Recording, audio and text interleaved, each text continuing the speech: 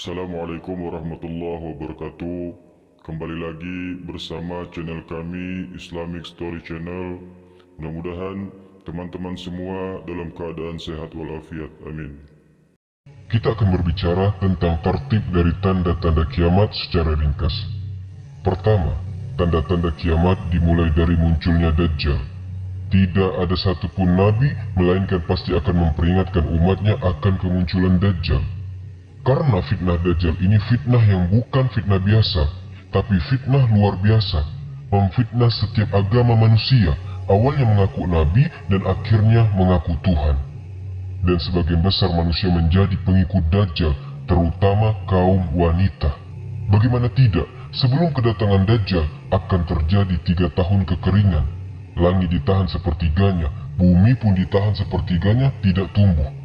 Tahun kedua, langit ditahan 2/3-nya, bumi pun ditahan 2/3-nya tidak tumbuh, sehingga kering kerontang. Kemudian tahun ketiga, seluruh langit ditahan dan bumi pun ditahan, semuanya tidak tumbuh. Manusia kelaparan.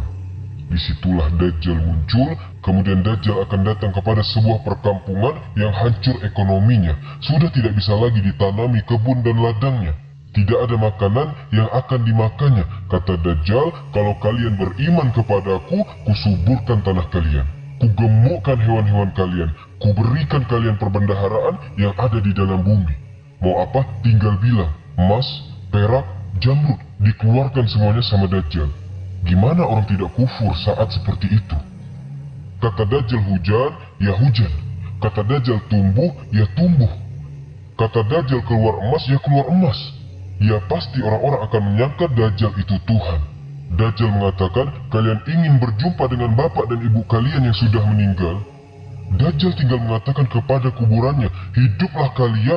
Hidup itu bapak kita, ibu kita, saudara kita, anak yang kita cintai. Tapi hakikatnya bukan, mereka itu syaitan yang tasyakul menyerupai keluarga kita. Kemudian mengatakan, nak, ikutilah orang ini, dia Tuhan kita. Jadi banyak orang-orang yang ikut Dajjal. Dari sinilah kenapa kita disuruh berlindung dari Dajjal. Jadi Nabi SAW sudah mengatakan fitnah ini besar. Kata Rasul, kalau aku hidup, ku bunuh Dajjal. Tapi kalau seandainya aku meninggal, kalian yang akan melawan Dajjal dan kalian tidak akan sanggup. Karena Dajjal tidak bisa mati kalau bukan seorang Nabi yang membunuhnya, Isa bin Maryam. Kemudian, Dajjal berhasil mengalahkan Imam Mahdi. Sehingga Imam Mahdi harus tinggal di Bukit Tur dan para prajuritnya yang bersembunyi. Ketika kemudian tidak ada jalan lain kecuali harus jihad, mati syahid atau hidup mulia, maka ketika subuh turunlah Isa bin Maryam. Tugasnya Isa itu yang pertama kali membunuh Dajjal. Selama 40 tahun ia akan tinggal di bumi. Lain dengan Imam Mahdi, 7 tahun saja di bumi. Tugas pertama Nabi Isa membunuh Dajjal. Baru ada tugas yang lainnya, membunuh babi, mematahkan salib, dan akan memimpin kaum muslimin, dan akan memasukkan Islam sebagian ahli kitab. Dan sebagian ahli kitab itu akan beriman kepada Islam sebelum kematian Isa. Dan Isa akan memimpin kaum muslimin setelah meninggalnya Imam Mahdi. Ketika di zaman Isa inilah, Allah kemudian hancurkan benteng yang dibangun oleh Zulkarnain. Di balik benteng itu ada 2 kabilah besar, satu kabilah Ya'jud dan yang kedua kabilah Ma'jud. Jumlah mereka banyak, satu di antara kita, 999 dari mereka, banyak. Kata Rasul, kaum ini tidak bisa diperangi dan tidak bisa dibunuh, saking banyaknya mereka. Sehingga kemudian banyak orang-orang di luar rasnya dibantai dan dibunuh dan dimakan, kanibal. Sampai merasa bahwa dia sudah membunuh orang-orang yang hidup di bumi, dia sombong kemudian menatap langit dan mengatakan, kami sudah membunuh semua orang yang ada di bumi. Kau juga yang di langit, sambil nunjuk, kami akan bunuh juga, katanya Ya'jud dan Ma'jud. Maka mereka mengarahkan tombak-tombak mereka, panah, lembing dilempar ke atas langit. Mereka hendak membuat makar. Allah pun membuat makar. Panah mereka disedot sampai tidak kelihatan di balik awan. Kemudian dikembalikan lagi seolah-olah ujungnya sudah berlumuran darah, padahal Allah sengaja membuat itu. Tidak ada makhluk yang mati di langit, tapi mereka makin sombong, seolah-olah sudah membinasakan orang yang di langit. Maka disitulah Allah tampakkan kekuatannya. Allah kirim satu makhluk kecil namanya Nagof, ulat. Masuk di tengkuknya, satu mati, mati semuanya Ya'jud dan Ma'jud. ketika Yajuj dan Majuj habis, semuanya meninggal dunia karena diazab oleh Allah Subhanahu wa Ta'ala dengan ulat, maka kemudian Allah kirim burung-burung besar, mengangkat jasadnya, dilempar entah kemana, wallahu alam, entah ke lautan, entah berantah kemana, tapi kemudian Allah turunkan hujan. Allah bersihkan lagi bumi sehingga Isa ibn Maryam dikembalikan lagi dalam kehidupan yang luar biasa. Beruntung orang-orang yang hidup di masa Isa ibn Maryam hidup. Dikembalikan lagi bumi itu sebagaimana aslinya. Berkah di mana-mana sampai Isa ibn Maryam kemudian meninggal dunia. Setelah Isa ibn Maryam kemudian meninggal dunia, maka kemudian manusia kembali, sebagian mereka kufur dan sebagian mereka tetap beriman. Lah ketika itu orang dihebohkan dengan di daerah yang sangat jauh di sana, di daerah timur, rupanya Allah Subhanahu wa Ta'ala kirim gempa. Bukan hanya hancurkan satu desa, ini bisa menghancurkan satu negara. Maka orang pun heboh, ada berita tentang gempa yang bisa menghancurkan negara-negara. Baru saja mereka mendengar di arah timur itu terjadi gempa yang dahsyat, dari arah barat pula mereka mendengar terjadi gempa hebat sehingga menghancurkan negara-negara. Setelah itu rupanya di Jazirah Arab pun terjadi gempa di mana-mana, satu dunia gempa. Sehingga orang kemudian kesulitan tempat tinggal, kesulitan ekonomi, keadaan mereka miskin, mulailah mereka semakin jauh, maka sebagian mereka semakin kufur, tapi ada juga yang masih istiqomah di sini. Maka dalam kondisi seperti itu, tiba-tiba Allah mengingatkan mereka agar mereka bertaubat. Allah tiba-tiba kirimkan dukhon, satu dunia gelap dengan asap. Asap ini masuk ke rumah, ke gang, ke gua, ke jalan, kemana-mana, tidak ada satupun kecuali menghirup dukhon. Setiap hari banyak orang yang meninggal gara-gara menghirup dukhon ini. Akhirnya mereka pun sudah mulai sadar mereka jauh dari Allah Azza wa Jalla. Mereka berdoa, ini orang-orang yang ahli maksiat, mereka berdoa kepada Allah. Angkatlah azab ini, angkatlah asap ini, kami berjanji kami akan beriman. Akhirnya Allah Subhanahu wa Ta'ala pun mengangkat azab itu, hanya 40 hari saja dukhon itu, tapi sudah banyak orang yang mati. Sudah banyak terbakar kepalanya, terpanggang seperti kepala ikan. Maka sebenarnya, dukhon itu alamat terakhir bagi orang yang ingin bertaubat. Karena setelah ini akan muncul alamat di mana orang sudah tidak diterima lagi taubatnya. Harusnya, ketika dukhon itu dihilangkan Allah Subhanahu wa Ta'ala, yang tadinya berzina berhenti berzina. Yang tadinya minum khamar berhenti minum khamar. Yang tadinya nyembah berhala, berhalanya dibuang, bertaubat kepada Allah Subhanahu wa Ta'ala.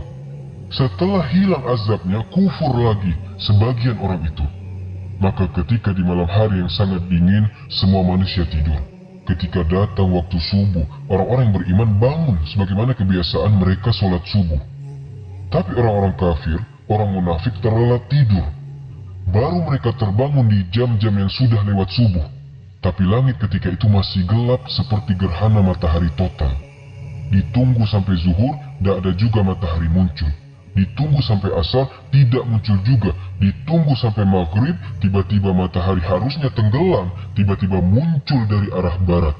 Disinilah Allah Subhanahu wa Ta'ala menutup pintu taubat. Yauma ya'ti ba'du ayati rabbik, pada hari di mana nanti akan datang tanda-tanda kuasa Allah Subhanahu wa Ta'ala. La yanfa'u nafsan iman, maka jiwa tidak lagi bermanfaat keimanan sama sekali. Baik yang sebelumnya tidak beriman atau sudah beriman tapi belum beramal soleh, kata Allah, maka semua manusia menangis. Kenapa menangis? Para da'i berhenti berdakwah, para ustadz berhenti mengajar, orang-orang minum khamar berhenti mabuk, orang-orang berzina berhenti berzina, karena mereka tahu apapun yang mereka, sekalipun mereka taubatan nasuha sesuai dengan syarat-syarat taubat, tidak bermanfaat keimanan mereka di hadapan Allah. Ketika itulah selang 1-2 hari muncul binatang disebut dengan Dabatul Minal Ard. Binatang besar dalam hadis dhaif, membawa tongkat Nabi Musa dan stempel Nabi Sulaiman alaihissalam. Kalau tongkat Nabi Musa dipukulkan kepada orang kafir, di hidungnya gosong dia. Kalau stempel Sulaiman distempel di dahinya, bercahaya dia. Hadis ini dhaif. Kemudian setelah itu manusia terbedakan mana mukmin dan mana kafir. Quran diangkat, Islam tinggal namanya. Tidak ada mengenal syariat Islam, tidak sholat, tidak zakat. Mereka mengucapkan la ilaha illallah pun karena mendengar bapak moyang mereka mengucapkan kalimat itu. Ketika sudah tidak ada sholat, tidak ada haji, tidak ada apa-apa, apa yang diharapkan di dunia ini? Maka setelah itu Allah kirim api dari Aden atau Hijaz, Yaman, yang kalau di malam hari api terdiam, tapi di siang hari api itu menggiring sampai manusia tepat berdiri semua di padang yang disebut dengan Syam. Syam, negeri di mana manusia akan berkumpul di situ. Ketika itulah Rasul mengatakan tidak tegak hari kiamat kecuali akan ditimpakan kepada manusia yang paling buruk. Karena sebelum ini terjadi, Allah akan kirimkan angin yang sangat dingin yang akan menerpa setiap orang-orang yang walaupun di dalam hatinya memiliki sebiji zarah keimanan, meninggal. Sehingga orang-orang yang beriman tidak pernah merasakan tiupan sangkakala pertama Israfil. Yang akan merasakan tiupan sangkakala Israfil itu adalah orang-orang kafir.